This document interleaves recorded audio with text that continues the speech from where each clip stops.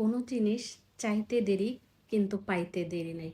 এমন কোনো কিছু যদি হয়ে থাকে তাহলে কিন্তু আপনার সেই জিনিসটার প্রতি ভালোবাসা বা মায়া কোনোটাই থাকবে না। কিন্তু যখন যে জিনিসটা আপনার খুব ইচ্ছে পাওয়ার বা চাওয়ার, তখন যদি সেই জিনিসটা না পান তাহলে কিন্তু দিন দিন সেই জিনিসটার প্রতি ভালোবাসা মায়া বাড়তেই থাকে। এই যেমন ধরেন, আপনি কোনো মানুষকে খুব ভালোবাসলেন, তাকে চাইতেই আপনি কাছে পেয়ে গেলেন কিংবা তার ভালোবাসা আদায় করতে পারলেন, তার প্রতি কি আপনার মায়াটা সেভাবে থাকবে? কিন্তু যখন আপনি সেই ভালোবাসা পাওয়ার জন্য অনেক উপেক্ষা অর্জন করবেন, তখনই কিন্তু সেই ভালোবাসাটা মহামূল্যবান হয়ে থাকবে। তাই যেই জিনিসটা মন থেকে চাওয়া হয় সেটা পেতে যদি আপনার একটু দেরি হয়, কোনো সমস্যা নেই, ধৈর্য ধরে থাকেন, আপনি অবশ্যই সেই মিষ্টি ফলটা পেয়ে যাবেন। আসসালামু আলাইকুম, আশা করি সবাই ভালো আছেন। আলহামদুলিল্লাহ, আমিও আপনাদের দোয়ায় ভালো আছি। এই ধরেন না, আমি একটা জিনিস খুব পছন্দ করি, সেই পছন্দের জিনিসটা খেতে যেয়ে আমার কিন্তু বেশ অনেকটা ঝামেলা পোহাতে হয়েছে। এই যেমন ধরেন, আমার বাসার খুব কাছে ছিল লাভ রোড, সেখানে যেয়ে কিন্তু আমি মালাই চা আর পোড়া রুটিটা খেতে পারিনি।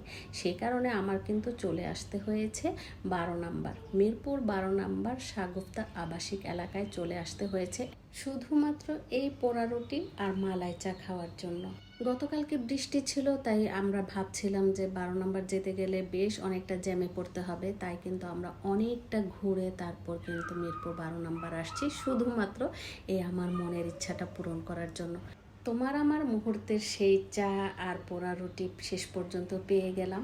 লাভ রোডে না পেয়েছি তাতে কি হয়েছে, মিরপুর 12 নম্বর এসে তো পেয়ে গেলাম।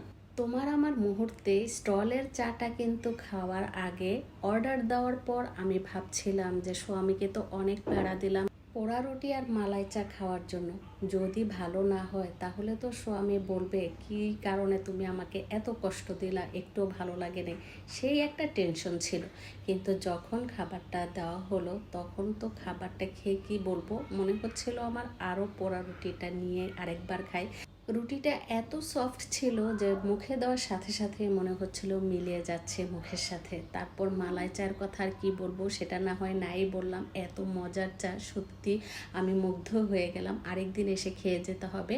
আর 70 টাকার প্যাকেজের এই খাবারটা আমার কাছে বেস্ট লেগেছে। যাই হোক, সন্ধ্যার খাবারটা একটু দেরিতে খাওয়া হয়ে গেল। তোমার আমার মুহূর্তে কিন্তু বেশ ভালো সময়টা কেটে গেল। তারপর আমরা অবশেষে রওনা দিয়ে দিলাম। আর এই ছিল আমার ছোট্ট একটি ব্লগ। নেক্সট ব্লগ দেখার আমন্ত্রণ জানিয়ে শেষ করছি আজকের মতো। আর হ্যাঁ, ভিডিওটি যদি ভালো লেগে থাকে তাহলে লাইক কমেন্ট শেয়ার করে পাশে থাকবেন। আবারও সবাইকে অসংখ্য ধন্যবাদ জানিয়ে আজকের মতো বিদায় নিচ্ছি। সবাই ভালো থাকবেন, সুস্থ থাকবেন। আল্লাহ হাফেজ।